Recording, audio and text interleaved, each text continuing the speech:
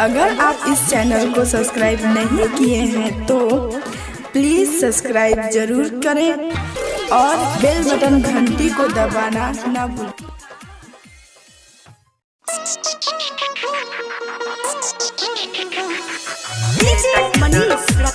माँ Gayatri recording studio. हे doctor बाबू दिल छाती से निकाल दी, हे डॉक्टर बाबू दिल छाती से निकाल दी, हे डॉक्टर बाबू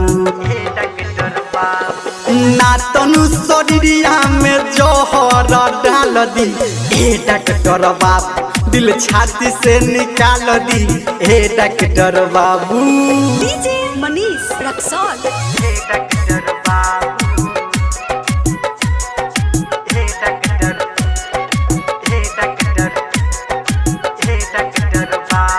सहल न जाता सनम के जुदाई,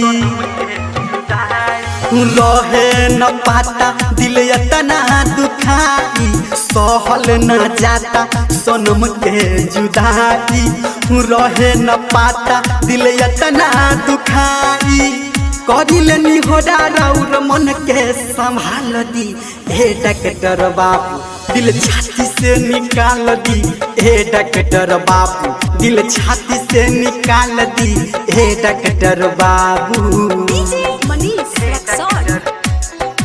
हे डॉक्टर डीजे मनीष रक्सौल। हे डॉक्टर बाबू छोड़ ले बा जब से न कुछो बुझाता, रही रही दिल हमर भीतरी दुखाता, छोड़ ले बा जब से न कुछो बुझाता, रही रही दिल हमर भीतरी दुखाता, कहे धर्मेंद्र ई दर्द के टाल दी, हे डॉक्टर बाबू दिल छाती से निकाल दी, हे डॉक्टर बाबू दिल छाती से निकाल दी, हे डॉक्टर बाबू ना तन शरीरिया में जोहर डाल दी, हे डॉक्टर बाबू दिल छाती से निकाल दी, हे डॉक्टर बाबू।